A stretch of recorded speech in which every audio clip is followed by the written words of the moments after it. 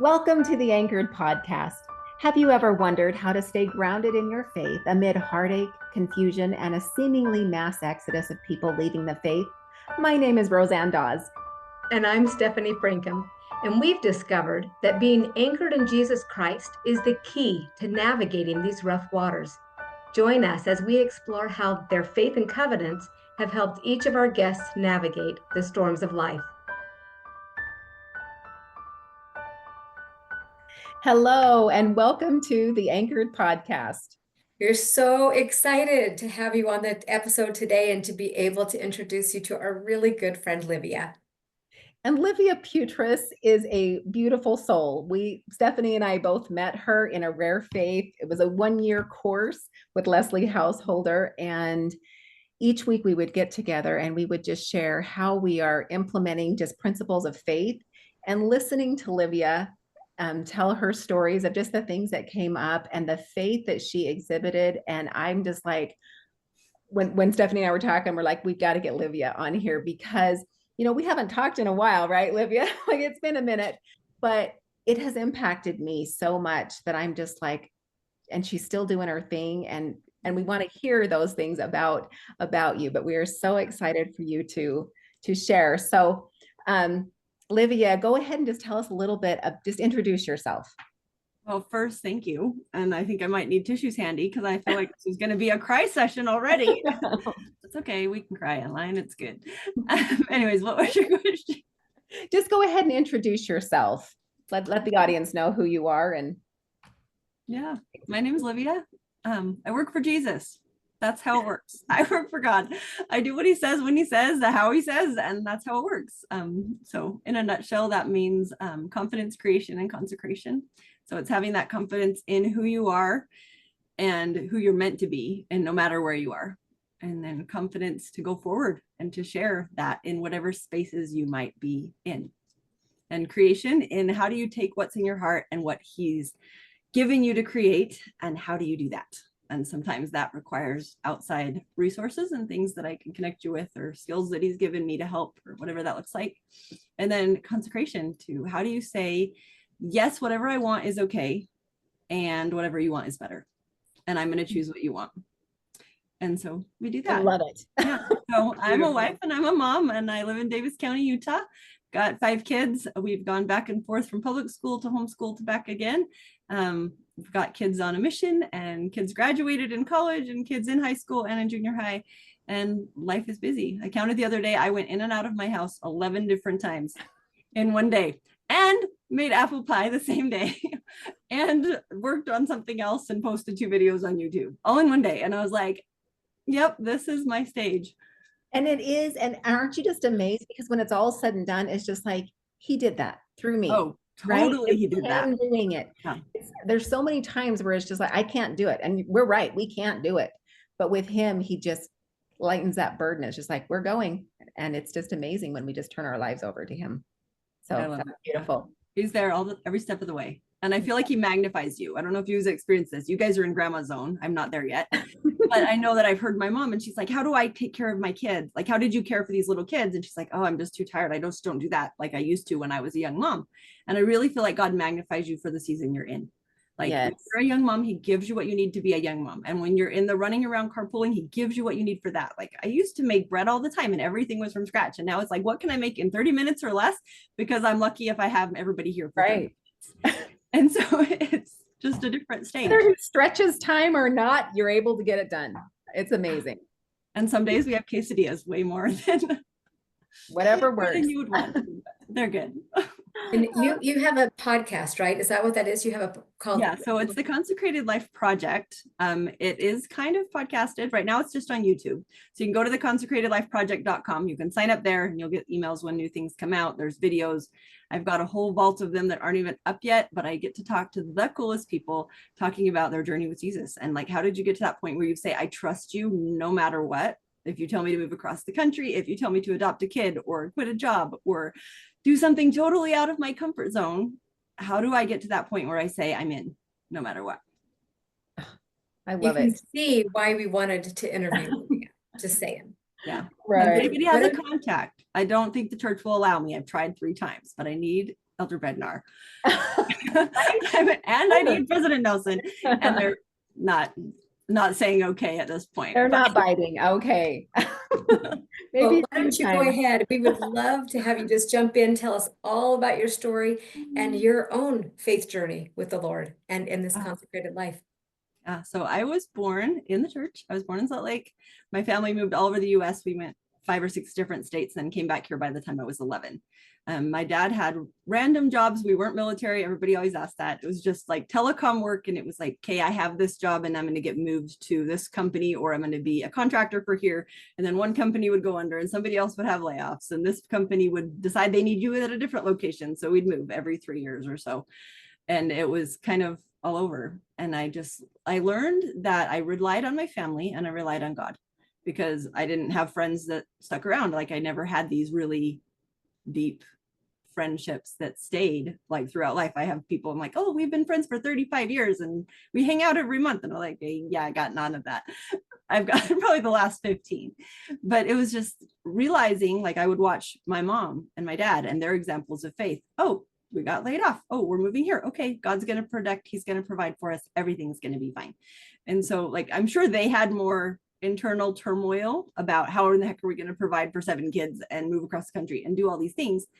But I never saw that. Like as a kid, I just saw we prayed together and God's got us and everything's going to be okay. And so I was really grateful for that. Did you have something? What amazing! Unmuted. What amazing thing that your parents didn't really exude the worry. You know, they didn't really share that with you. They were able to work through that together as a couple. And then you guys just saw, oh, we're just as a family and we're working with God and we trust that these miracles are going to happen. And then witnessing that it did time and time and time again. Yeah. That was the family culture. That's amazing.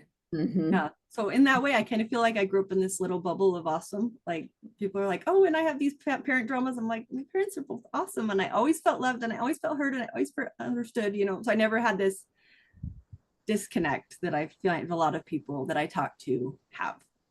So it's interesting because I feel like for a long time, I thought, you know, to really understand the atonement, you had to make some really bad choice. You know, you had to have this whole comeback experience to really understand, because the atonement was for sin. And I remember when I was pregnant with my 3rd child, that's when I learned, I was like, it's for everything. So I got so sick. My husband was working full time, maybe 2 jobs, going to school. He was gone all the time. And I was so sick, I couldn't take care of myself or my other 2 kids. So I actually moved in with my mom in one of the rooms on a mattress on the floor for like 2 months. And she would take care of us. And I just remember laying there feeling like I can't take care of my kids. I can't do anything. And what I was taught in that room during those 2 months was God knows everything. He knows how you feel and he knows about your heartache and he knows how much you want to take care of your kids. And he will take every little thing and make it for your good. And my kids got to grow up and take care of grandma, you know, be with grandma and grandpa and feed the chickens and have these experiences that they wouldn't have had. And I think that was also the season when I finally connected with my mom on a human level versus just your mom. You know, you get to that, you're like, wait, yeah, you have likes and dislikes and like you're a person and like, can we be friends? Not just like you're my mom. That's what I'm so grateful for. That's where I am with my girls now. It's just like, oh, we're like friends now. It's the best thing ever. So yeah. That's fun. That is good. I've only got one girl and she's on a mission. But it's been so good for us to be, I'm like, hey, this is how, like, I want to share those parts of me with her from the time she's younger, you know, because I didn't really think about that till I was like 27. And I was like, what? Yep. Oh, I love that. Beautiful. Beautiful. Good stuff. But I remember being, what was I, 13, 14, and I would be the only one. So our young women class, we would go to class and a lot of the kids would just skip out and they'd be like, oh, we're just not going to go to Sunday school. We're not going to whatever. And I was kind of like, why are you not going? Like, we're at church to go to church, right? And they're like, I don't want to go, whatever. And so I would go, and lots of times it was just me and my young women leader who were there. And I remember it was really hard. Like, okay, yeah, I want to have friends, but I don't want to skip church. I don't want to not go to class. And I remember my mom doesn't remember this at all. I've asked her later and she's like, I had no idea I said that, but it has imprinted in my heart forever. She said, you don't go to church for them. You go to church for you. And if you don't go, it doesn't hurt them. It affects you. And so I've just always held to that. I was like, hey, well, that's what I want. So I'm going to choose to go, and I'm going to choose to anchor my life in Christ. And whether or not it's just me and the young women leader, that's fine. And I had this wall hanging my young women leader made years, sometime in that. And it said something about, your smile is sunshine, your laugh is contagious, your friendship is priceless. And she signed the back of it. And it was like this, you know, back in the 1990s when we did everything with the markers and the, you know, the artsy craftsy stuff with the wire fingers. And yeah, it was like that. And she had signed the back of it. And I saved it and I hung it in my laundry room for probably 20 years. And it was just this reminder that that one single young women leader cared, even if the other kids didn't. Holy cow. Get those tissues. Okay, I don't know where they are. I'll go run and get them in a minute if I have to. But it was just this, like, that one person and one thing can make a difference. And we moved back here about 6 years ago, and she lives about 4 blocks away. And I saw her at a youth thing, and she was dealing with something hard. And I remember talking to her, and I said, I want you to know that this made a difference. She was like, I had no idea. Like, I just felt like I was struggling at that time, and I did this thing for my girls. And to know that that one thing made a difference for me for years and years and years. You know, I would just figure if I show up every day and say, God, where do you need me? And what do you want me to do? And who do you want me to touch? And how do you want me to do? What do you want me to say? What do you want me to share? That he reaches the one. And that's what it's about. God is love. And we're called to love him and love others as he loves and as he loves us. And he loves us whether or not we feel it, whether or not we know it in that day or in that moment. He's there. When you wake up in the morning, like, is that your prayer? Is that your intention to just, this is what I'm doing? Because I know that life just shows up, you know, and we all have our stuff and we're navigating things even right now today. And it's like, is that just a habit now that you've built to just be that way? Yeah, it tends to be like always in my heart, just like, you know, have the Spirit be with me, like guide me, guide my steps, whatever it needs to be. Usually the day before I'll write out. So on Sundays, I'll write out my whole calendar for the week and I'll look at everything. And my prayer is, what do I need to keep? What do I need to get rid of? What do I need to add? You know, and I'll go through and I edit it. And then every night before I will write, my calendar's right here. I have my little notebook and I just write down everything like by hour, like this is what I need to do and what's happening. And then, you know, what needs to leave, what needs to go, and help me have grace when it changes, you know, because it just does. And always. It's not always what you thought. And then I'm like, okay, we're going to cross that one out. And at the end of the day, I'll circle the things that I didn't do. And I'll be like, okay, where does this go? And then I'll ask him where to put it.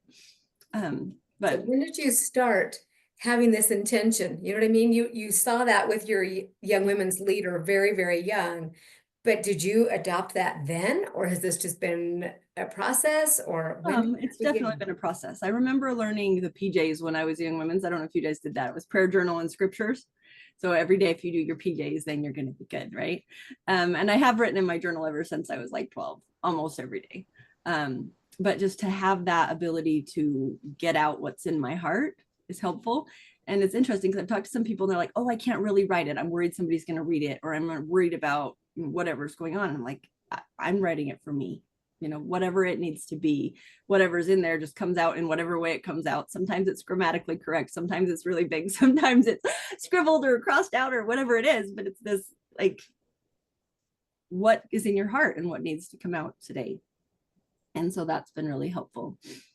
I know that, like, so I did pretty good holding on through high school. I found myself when I was probably like 17. Before that, I was kind of like, where do I fit? And I'd go hang out with the skaters in the hallway for 3 weeks. I'm like, nah, this isn't it. I'd go somewhere else, you know, to try to figure out like what was it. And then I found it in yearbook when I was 17. So I did photography, yearbook, graphic design, which plays into everything that I do now. I know you're amazing with making your graphics and logos, and it's just so fast. It's amazing to watch you.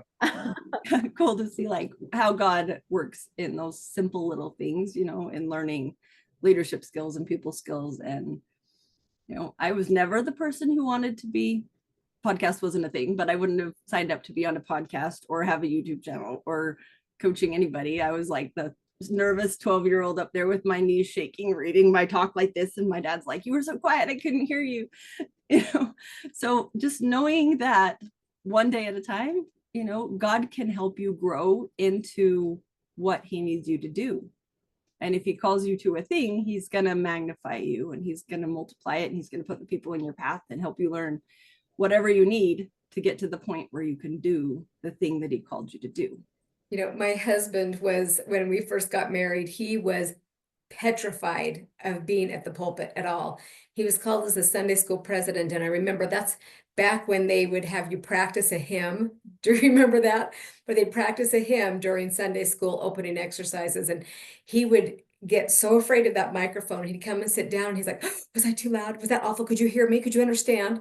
But funny thing is that years later, he gets called in to the Stake Young Men's presidency, and he has to go and speak in all of the wards. Then he gets called to the High Council, and he has to speak in all of the wards. Then he becomes a speaking companion for 2 full years.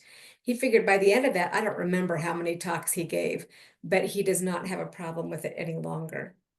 Yeah. God does that. He changes you, and it's really cool because I watch my kids now, and I've got a few that have a little more social anxiety, and they're like, I don't want to be up there, don't do that. And I'm like, I didn't either. Like, God will take you where he needs you to be. It's that open heart, willing hands, right? Like, if I'm here and I choose it, then it'll be okay. And it's really cool watching, like, even my kids now, especially my 12-year-old, will go, like, we were going to the temple open house down in Tooele. So it was an hour drive, and he like falls asleep on the couch 20 minutes before we're supposed to leave, and he's just tired and he's exhausted and he's had too much. Like, we should maybe just not go, and so we get him and we get there, and he gets there and he's like, oh, I don't know, I'm mixing 2 stories. It was either that one or when we went to General Conference, but one of them, they were both like within a week, and the opposition for him to go was hard. And as soon as he got there, he's like, oh, this is the best. And it's like, are you seeing a pattern? He's like, yes, whenever I feel hard, like, keep going, because God's at the other side and you're going to meet him when you get there. And you could see, like, you walk into that conference center and your whole body just feels lighter. And he's like, oh, it was so worth it. Like, even though we ran around Temple Square for an hour and couldn't find our ticket and whatever, in the standby line, and we didn't think we'd get in, and we did. And like, it all works out one day at a time. And, we're not always thrilled about some of those things that we're asked to do. And, because I've had to learn, like, I've been teaching gospel doctrine, I've had to learn to just kind of go with the flow and be okay with speaking. But I literally freak out every time it's my turn. Like, that part doesn't ever get easy. So there is some resistance, right? There is some fear. And it's like, but I know where I've come from, where when I first got married, I had to write out every word for every talk, everything. And about 10 years ago was the first time where I didn't even tell Brian. Like, he didn't even know that I was giving a talk in church, because usually I would freak out for, for weeks about it. And he's like, I didn't even know, and you didn't even freak out. But he had turned me, like, he had changed me into someone that could do that. And even yesterday, speaking in church, it was just like, I don't have any notes. I'm freaking out about it. And my hands are all clammy, but I'm just going, we don't always enjoy it, right? It's not always a peaceful thing, but yet we do know that Jesus is on the other side. He is going to help us, and you feel good about it. And it's all said and done for the most part. Yeah. Well, that shift of knowing, like, that he's there. I remember probably 10 years ago, maybe 8, I don't know. It was a while ago. Anyways, I had like I said, I write out my calendar, right? I have the plan of kind of what's happening, and felt like everything broke that week. Like 3 or 4 appointments canceled, and I had to rearrange days. And I finally get myself to my temple, because that's a key anchor point. We'll go to that in a minute. But that I get to that point where I'm like, I'm at the temple, and I am sitting in my car, like 100 yards from the door, with my journal. And I sat there for 45 minutes. And I was like, this is weird. Why am I still here? Like, I'm this close. Like, everything fell apart, and I'm this close to going in the temple. But I did it for 45 minutes. And then all of a sudden it was like, now. And I got up and I walked to the temple. And normally, so in Ogden, you can go in either side. So I usually go this way. And this time I went this way, and I walked around, and there was a girl on the bench And I was kind of like, well, I'm already kind of late, right? And so I started going, and God's like, turn around and go talk to her. I'm like, okay, fine. So I turned around and I go sit and talk to her, and she was like in the middle of a breakup or something. I don't remember all the details, but she needed something that I had experienced that I was able to help her that day. And I was like, I just got to sit there and I got to witness to her that God knows you, like independent, one-on-one. When I feel like my life is falling apart, or my week is falling apart, or everything is going to chaos, it's because he loves that one person so much that he would arrange what makes feel like it falls apart to me, so that I could give a single message that might have taken me 5 minutes to one person that he loves. Yeah, That's is a beautiful. consecrated life. Yes. It's Love beautiful that. thing. I don't know if people have listened to it or not. There's a book called Even This by Emily Bell Freeman. Yes. Have you listened? So good. But she talks about that, what was it, their job loss or something, and they were like praying for, like, when can we have this job? What's going to happen? What's going to happen? And then when it finally came together, they met the family who was selling the business they bought, and the answer was, my husband had cancer or something, big disease or something happening, and they were praying every day that he would last a little longer. So they're waiting to get the job with someone else praying for a little longer with the person they love. Where it all comes together. Like if we could just rend the veil, right? If we could just see what's really happening and just clear these illusions. So what I love about I don't know when we're going to post this out here, but this week with Come Follow Me, it's like rending the veil of disbelief, which is just like those illusions. Like if we could literally just not have any of these illusions and just see what God sees, like there's just so, we wouldn't fear that. But that's the awesome privilege that we have, is to learn how to rend that veil and just see as he does. And that's what I'm witnessing here, is just people just consecrating their life, you consecrating your life, Emily Bell Freeman consecrating her life to just trust that God has this, and that we are just his hands and we're just moving in his timing, and it is divine. Yeah. So beautiful. So yesterday I was listening to Elder Bednar did a talk. I think it was at Ensign College. And they were talking about, what was it like for you? He was in like Arkansas or something, and he moved to be the president of BYU, Idaho. Have you heard this story? Yeah. And he was like, what are you going to do? Right? Like, how was this moving there? And he's like, I'd never been to the West. I'd never been to Idaho. I'd never been the president of a university. I'd never wanted to be the dean of a university. And like on his way to meet with Elder Eyring, he was like, how do I tell him no? Like, this is not a thing that I really want. And he said, he asked him, what is like your goal for the university? And he's like, I have no idea. Like, no idea. I have to get there and figure out like what it is. But that it was line upon line, like knowing I just said yes, and it's God's work and he's going to take care of it. But how much more anxiety would we have if we know we're doing our work? We're like, oh, I'm going to figure this out. This is my thing, and it's all up to me. Like, that would be crushing. But to say, I'm doing God's work. Yes, I know he called me to this, whether it's an official calling or it's something on your heart. It's caring for your kids and helping them grow up and learn that God's real. And, you know, how do you navigate that individually with each relationship in your life? Like, he's going to guide us one step at a time. And sometimes it's heart-wrenching, and it's like, I still trust you. Like, if people go like to my website, unlearnlivefly.com, it'll say something about peace and finding peace in every circumstance, peace and joy. And I was like, and some days I'm like, is that real? Like, am I lying to people? And I'm like, no, I'm not. Because I can have peace in Christ and I can have joy in Jesus, no matter what happens. Like, no matter how chaotic my world might feel in this moment, that I can have that layer of peace that is over even the chaos and even the crazy. That just reminds me of what President Nelson said. So he just dedicated the Tooele Temple, what are they calling that? The Desert Peak? Desert Peak, Utah Temple, in Tooele. And he just says, God's power helps us to withstand the trials and temptations of life with joy in our hearts. So I would have to just say, like, as that caught my eye this morning, because I'm like, I know it's there, right? I have faith that that joy in our hearts is there through the trials and whatnot.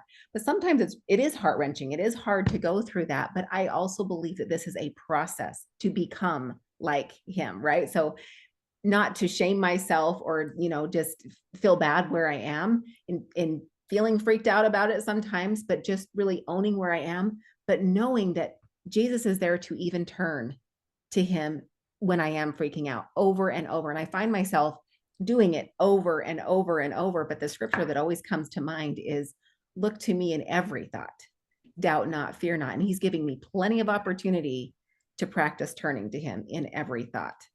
And it's just a process. But once I can just embrace it and just say, oh, okay, it's just me again. Here I am, and just go with it. And it is a process, but it is lighter though. I will say that it is a lighter journey along the way, to whatever that destination is. If there is a destination, it's just a process for sure. Definitely. That's one of the key scripts. I have a few that I hold on to like all the time. And that's one of them. Look into me in every thought. But then also that the Holy Ghost will tell you all things what you should do. And that which is of God is light. And if you hold to those three, it pretty much will navigate anything, right? Love the Lord thy God with all thy heart, might, mind, and strength. If you can do these things, you love God, you seek the things that are light, you trust that if you're seeking the things that are light, you're reading good books and you're listening to good things and you're putting conference talks in your head, you're doing all those things, the Spirit can give them back to you when you need them, whenever that is. And he will guide you, and I'll go before your face and I will help you and be on your right hand and on your left hand and all those things that he is all there. Those covenant promises that Stephanie and I talk about with the ketubah and everything, those promises. And President Nelson asked us to look for all those covenantal promises. I will be on your right hand. They even talked about it in conferences, in October, of just, I will be on your right hand and on your left. We have this blessing. Let's just practice utilizing that and just know that we have that power to do that. So I'm so glad that you have those scriptures and those anchor points for you on your journey. So awesome. Livia, what are some times in your life that you've experienced those moments where you have had to lean on those anchor points with Jesus Christ? So many, sometimes daily. I remember when it was 2011 and I had 4 little kids and I think I was pregnant with the 5th. And I just remember they were down there playing and I was sitting at the table and I'm sure the house was a disaster and, toys all over and the kitchen was a mess. And I had my scriptures on the table. And I just remember having this moment when I was like, okay, when I was in college, I had 3 different institute classes. I took mission prep 3 times. I was like in it. And I was like, I want that back, like that core feeling. And I was like, but I also know this is my life. And like, this is what I'm doing all the time. And I don't have time to go to 3 institute classes, nor will they let me in now because I have kids, all the different things. They probably actually would still let me in. But all the different things. And I just remember thinking, okay, in this moment, it's like my stake in the sand, my title of liberty, God, you get to be first. Even if there's dishes in the sink, even if the laundry's not done, whatever that looks like, you get to be first. And so I would sit at the table and read my scriptures while they were playing their games or watching their show or whatever. And I would let the dishes sit in the sink. And I would shift from listening or watching anything that was of the world. And I would listen to conference talks and church music only for probably 2 years almost. And I'm like, this is my commitment that I'm going to fill my time with that. So even if I didn't feel like I could fully 100% be immersed in learning from the Book of Mormon in that moment, I could put it on my ear, not freaking out that I didn't catch every word and I had to go back 20 times because I didn't get the whole gist of it. And I'm like, okay, my prayer is, God, help something jump out to me that I need today, like whatever I need. And then I just let it play in the background. And, I'd have my one comment, whatever, my one tab open that was where I was chronologically for when I had deeper study. And then I have my one open that I just play. And sometimes it's, what do I need today? And it's a conference talk, or sometimes it's something from a BYU devotional, or it's whatever it is, and just trusting that he's going to guide me. And then I released myself from feeling like if I'm reading a book, I have to go start to finish to the end and I have to be done. Because otherwise I have, this whole stack of books that I never get to because I get to one and then all of a sudden it's like, oh, I didn't move farther, but this one's calling me, but I have to finish this one first. And so if I can just say, I'm going to read where I feel inspired to read today, as far as I need, mark it if I feel inspired to mark it. It doesn't matter. I can write on the book. It's okay. And have 5 books that are in process at the same time, trusting, sometimes I'd put one down for a year and then I'd pick it up again. And right where I was what I needed in that season. And it wasn't specific. When we were in that class together, a year-long class, I would get behind. And, I'm just like, why can I not get to that? Why can I was like 4 weeks behind or something? But when I finally did get to it, It was exactly what I needed. And I think that's what we're just kind of being asked to do, is just live in that moment, live in the present moment, and just be willing to just say, here I am, and trust that he is giving us exactly what we need. But I know sometimes when we have our plan, it's like, sometimes I wonder if I put God in a box by just having this plan and I can't go outside of it. But yet, if I just say, this is what I would like to do, but however you want to do it, just take the borders down and just say whatever you want to guide me to. And so if I don't get to everything, that it's okay, because it was exactly, but it's so nice to go to him at the end of the day and have that confirmation that it was exactly what I needed to do. And maybe it fits in tomorrow, maybe it doesn't. I don't know. But yeah, just there's something about just being open to whatever he has But for us. here's the cool thing. I love basically what you just described, Livia and Roseanne, was this covenant relationship that we have with the Lord, because you said, I am going to make you first. No matter what's happening around me, I'm going to make you first. And even if it's just listening in the background, even if it's just a verse that I'm going to do, then that is my gift to you.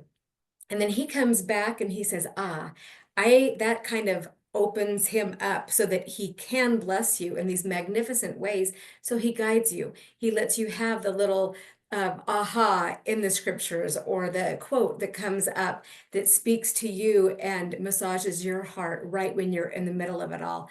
But it's all because of the covenant relationship with him. Oh, love that. Love that. Yeah, and even our baptismal covenants are, that we're always remember him, that he'll be with us always, and we'll have the Spirit with us always, and trusting that he's going to guide us in that always. Mm-hmm. So good. You mentioned something about the temple. You were going to bring the temple in. Talk to us about your temple journey. Yeah, so probably 2017. Like, I felt like I was doing pretty good. Like, we'd gone to the temple ever since we got married. I'd go every month or so. I think when I got pregnant and I would get really sick, sometimes we'd miss a few. And I remember when my daughter was about to turn 12, I just felt like, how cool would it be as a 12-year-old to say, I've gone to the temple every single month ever since I could go. Right? So I had it in my heart that I wanted to make this little temple journal where people could write down and their memories of the temple. This is where I was. This is what temple I was. This is my memory. And because I find those really cool things would happen, but then I would lose them, or they'd go in another journal somewhere and it'd be hard to have them. So I wanted to keep them all in one place. So this was in my heart, and I hadn't done it. And then everything felt like it fell apart in my world in 2017. And I was like, okay, this is my lifeline, going to the temple. And I committed that I would go every single week. Sometimes it was more than once a week, but pretty much since 2017, I have gone to the temple every week. Occasionally there's a week that it's like family history at home instead of going, or somebody got sick or whatever, and I wasn't able to. But almost every week I have made it to the temple. And it's been so cool. And some days you go and it feels like, oh my gosh, like the heavens open and all the things happen and you get all these inspirations. And some days you feel and you're like, I'm really trying here and it's just not working, but I'm here. And I tell my kids, I'm like, it doesn't matter if you feel it or not. What you're saying is, God, I trust you. God, I'm choosing you. And if I put myself in holy places, then he can meet me there. And he can help me. And sometimes you're there for you. Sometimes you're there for someone else. Sometimes it's a congregation of both of the things. And I also find that if we choose to put that light inside of us in all the times, that it's not just, let me stand in holy places, but let me make the place where I stand holy. Based on how you choose to live. That is stunning. Can you say that again? Mm-hmm. Don't just stand in holy places, but make the place you stand holy. So invite him into where you are. And then that's not just within you. So you have that peace and that confidence no matter where you are, but it radiates out, that you can help other people feel safe being them and sharing where they're at in their journey in that moment. And it doesn't have to be hard. And it's so simple, because what's coming to mind is, I don't know what it is. Like if I had it up to me, I would just be a hermit and stay at home all the time. Like that would be comfort for me. But I find when I have to go out in public, whether it's the grocery store, even at the temple, wherever I go, there's just kind of like somber faces, right? Yes. Even in Texas, I went to Buc-ee's and everyone just has these somber faces and everything. And I'm just like, I can't help it, but I just smile wherever I go. And perfect strangers, whether we actually say anything or not, most of the time it's just smiling, and all of a sudden they will smile. And that immediately, when you were talking about that, I'm like, that's making those places wherever I go holy or sacred just by a simple smile. And it changes because all of a sudden someone gets to smile or they just feel something. When I go out for my runs in the morning, I'm like, people are on their own path doing their own thing, right? And I'll just smile, and I've got my AirPods on, so I'm not saying anything. I'm breathing, so I can't say anything, but I'm just smiling and waving and stuff. And I'm like, wherever we go, we can make that holy just by a simple smile. And if we are consecrating our life and trying to make him first, and I know we're not perfect at it, but if that's our intention and that's what we're trying each day, like, he's changing us, and we get to change the world wherever we walk just by making it holy. Oh, it's beautiful. Yeah, it kind of ties in right what you just said, but there's 3 different like cool little practices that I love. If people are like, hey, I'm in a funk and I need to get out or something like that. One is go for your walk and wave at all the cars and see how many you can get to wave back at you.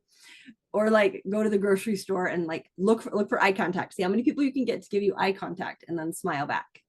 And it's kind of cool. Or even for teenagers, like, here's your challenge, like who can get to 10, or see who gets the most in your 20 minutes or whatever that looks like.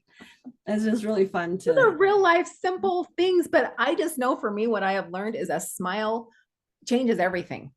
It literally, it invites the spirit.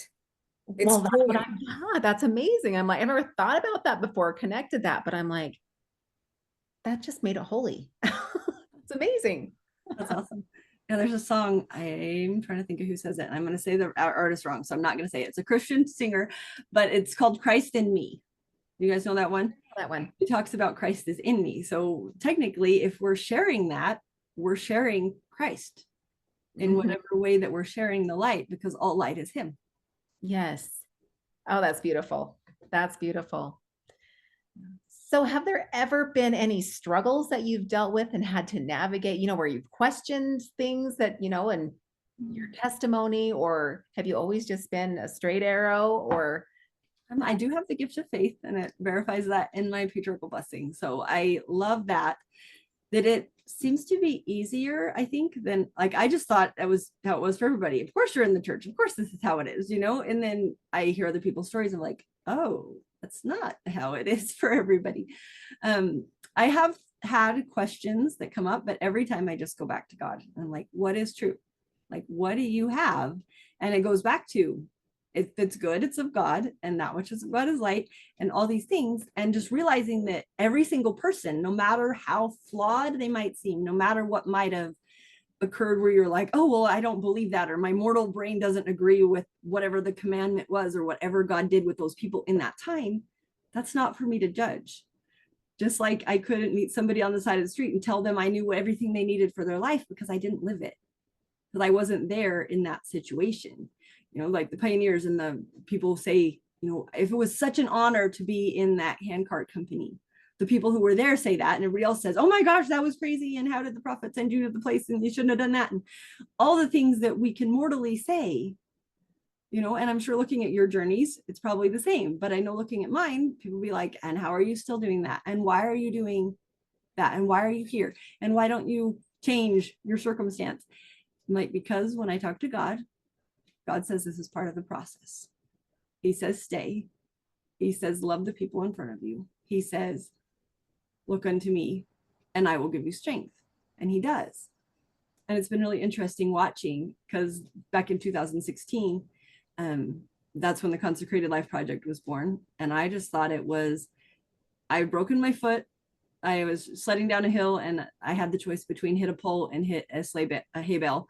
I had my baby on my lap, and my other child decided it would be fun to jump in front of me and jump out right there, to just scare me a little.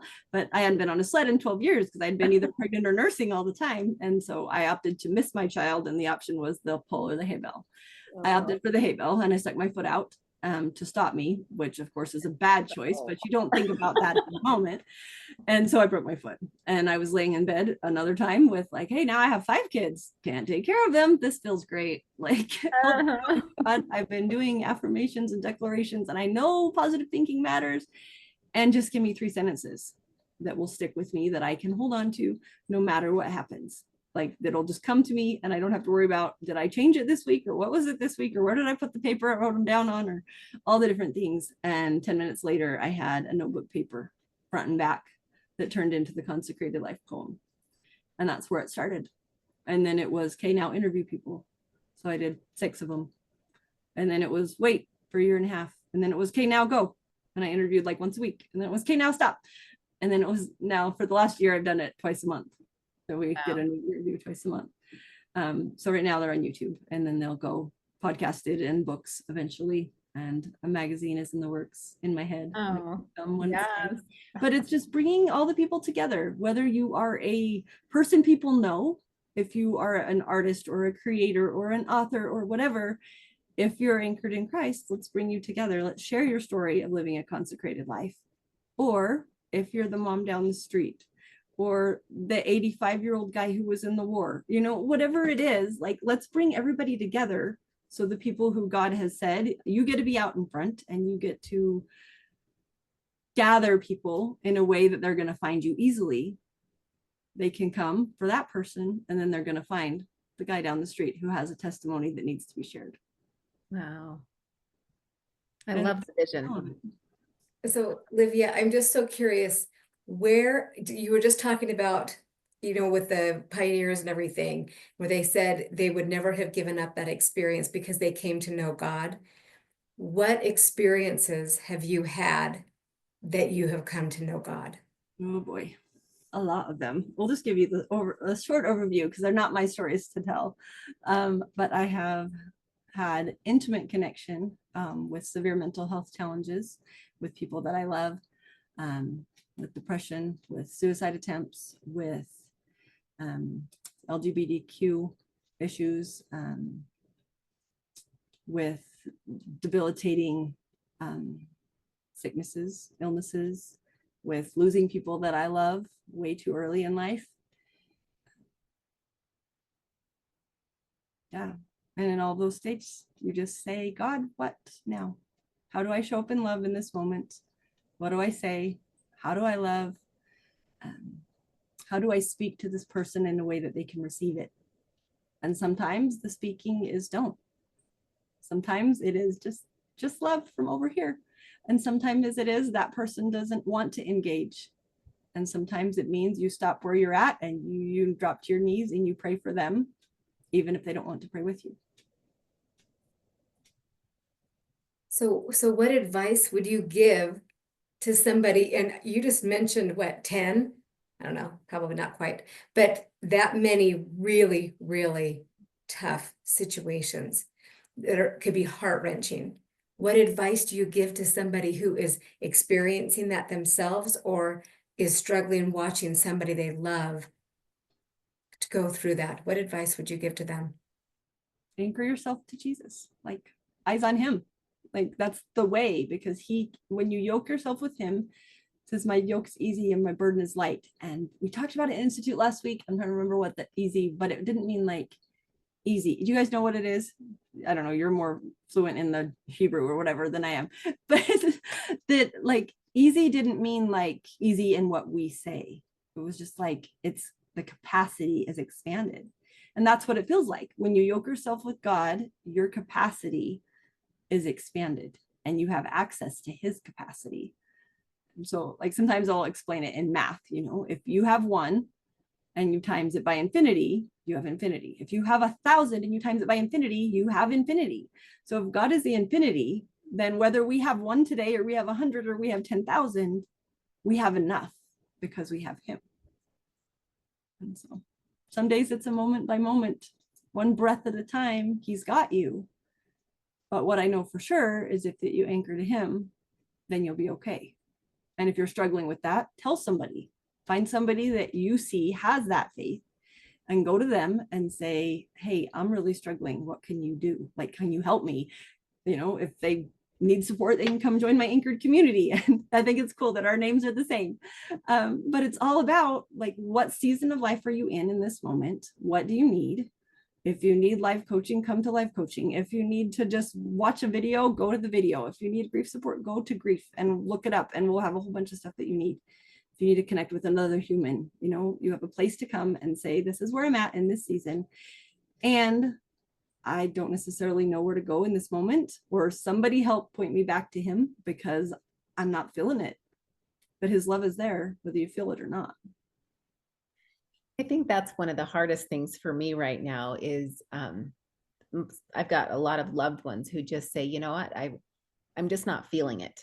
Like I'm putting forth the effort and I'm just not feeling it, until they get to the point where they're just like, if I don't feel it, I just can't keep doing it forever.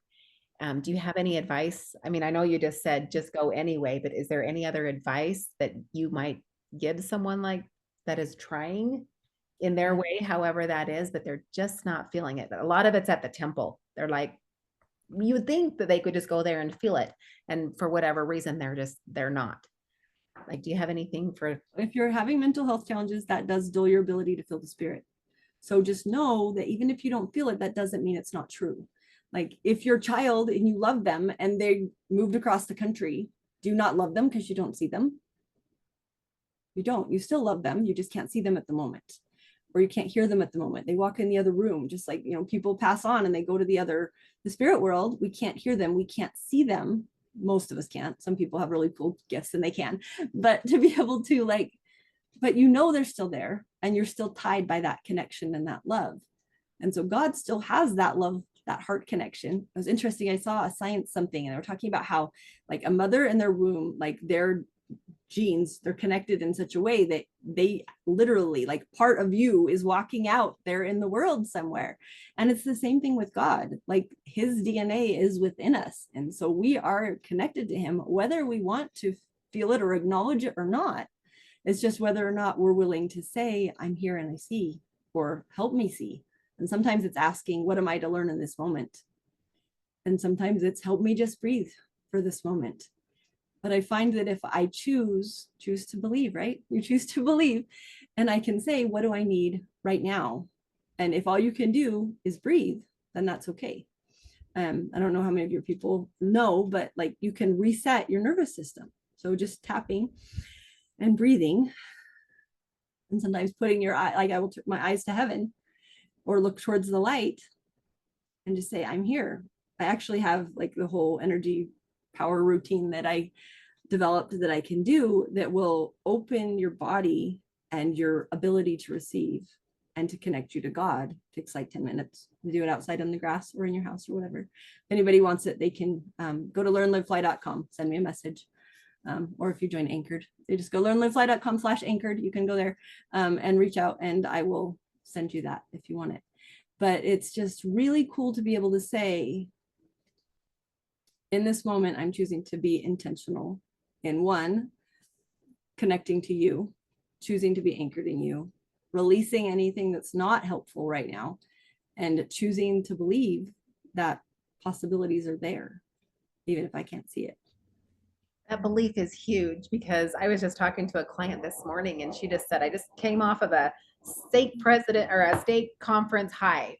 And she says, most of the talks were on choices and just choosing to believe. Like, here it is for you. It's just your choice. Because a lot of people just want to logically figure it out in their minds. And I'm not against that at all. Like, it's true. But at some point, sometimes you just have to choose to believe. And that's what I'm finding a lot, is just once you can just make that choice and just stake your claim and say, this is what I'm choosing Jesus and I'm going to go with that, and then watch for those miracles. But it takes that belief to just make that choice. Well, and lots of times we feel like, oh, I have to choose to believe that this one outcome is going to happen. Or like, that's where we go, like choose to believe, oh, I'm going to choose to believe I'm going to get into this school. I'm going to choose to believe I'm going to get this house. But sometimes it's not choose to believe it goes my way. It's choose to believe that I can say, hey, God, this is my offering. This is my desire. This is what I'd like. And I choose you no matter what. And then he can really work miracles, because he's like, hey, yeah, what I have is greater than what you can imagine. Yeah. But you had to be willing to receive it. You had to be willing to say, I'm going to take what your choice over my choice. Right. Because that's exactly from Come Follow Me Again, is just the brother of Jared just said, okay, don't take our language away. Like, we want to do that. But at the same time, when he went to pray about, can we just stay here and not be separated? instead he had to say, I don't really want to move, but if we are, can you guide me? Can you just show me what we need to do? And Take that's us to kind a of the promised attitude. land. Yeah, and here we are. Yeah, the promised land is because God had a different perspective, a broader perspective, a higher way of thinking and seeing for us, and trusting that it's not going to go, even though I prefer this, if not, guide me. You've seen that movie, Facing the Giants, a Love Christian movie. Yeah, Yeah. I love that one part where they say, you know what, if you don't get what you really want, which was a child, will you still love me? It's like, God, I choose you. I still will love you no matter what. And you're right, that completely unlocks the miracles. It's Mm-hmm. amazing what he can do. And that's a really cool, even to put that on top of our parenting and with our kids. You know what? Whatever you choose, I still love you.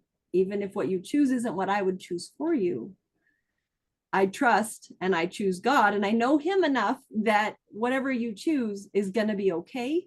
It might be harder along the way based upon what you choose, but I choose to trust him that he's got you just like he's got me.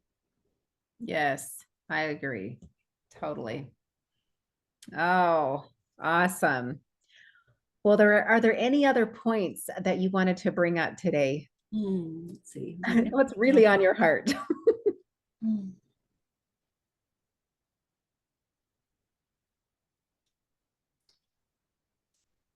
Jesus is the answer. Like, there's nowhere else you can go that's safer, that's more comforting, that's more guiding. Like, I challenge you, go find something that's better. I have not found anything in this world, and all the people that I've talked to and all the experiences I've heard. Life is better when you're anchored to Jesus, when you choose to let him. And sometimes it's interesting because when I chose the word anchored and you guys chose the word anchored, like for me, I'm like, this is like your tether. We talked about it at church, like the kite, like it has to have the string to hold it down or else it goes away. And sometimes people are like, oh, well, anchors like weigh you down and they keep you from moving forward. And like, it's a different kind of anchor because you can have like the sadness and the unforgiveness, and those kind of anchors will hold you back. So you need to drop those ones and put your anchor in Christ. Because if you do, then there is no limit. Yep. You can His go tight string is never ending, and it'll just keep on going, and he will guide you. But if you let him be in charge of that, then he can reel it in when you need to be reeled in and let you go higher when you need to go higher and navigate you around the trees and all the places that you might get stuck. And life will be more joyful, more peaceful, and you'll still experience the challenges because we all do, because that's part of being human. I just think of it as my sanctification journey. I say, this is my journey of sanctification. So if I'm experiencing something that's not what I want, that's hard, that I'm like, well, why didn't you save me from that? Why am I going through this hard thing? It's to teach me something. So if I ask, what am I learning?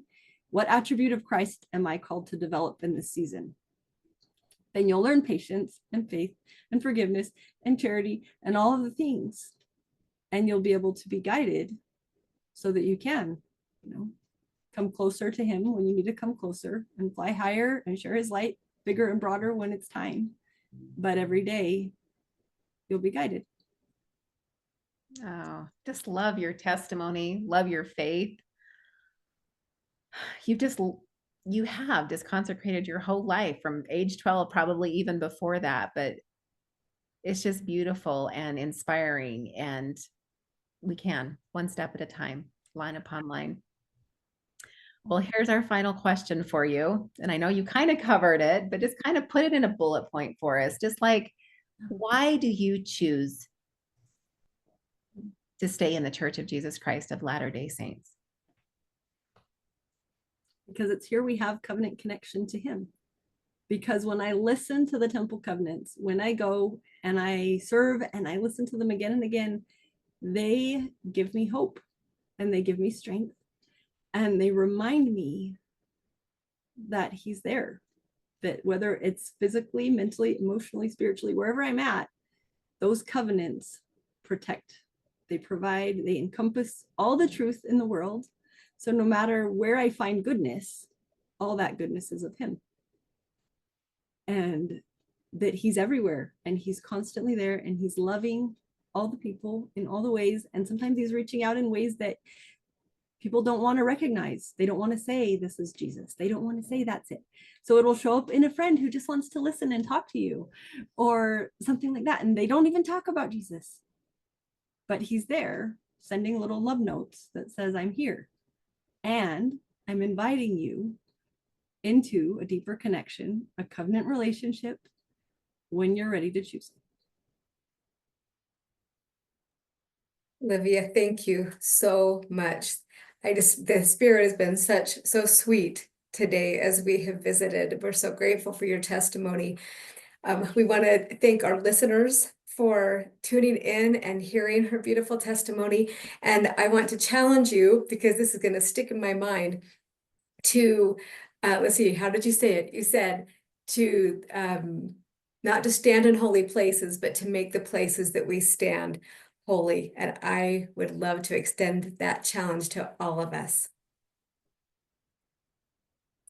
You are muted. You're muted. I am totally muted. I got that little thing across the top saying you are muted. So no, I'm definitely going to take that challenge. I am just so, because I've just witnessed it, that you can just by putting a smile out there. And I'm like, I'm just going to be heightenedly aware to making those places holy. So we also want to invite our listeners to like and subscribe to our channel and to our podcast, and also share if any of this resonated with you and you know of a friend or someone who could use this story and could lift them and make that holy too. Share that with them. Also, if you have a story, or even if you know of someone who has a story that might want to be included in our podcast interviews and just have some time to just share those stories, we encourage you to reach out to us at anchoredinChristpodcast@gmail.com. And we would love to hear those stories and share those on our podcast. Until next time, thank you.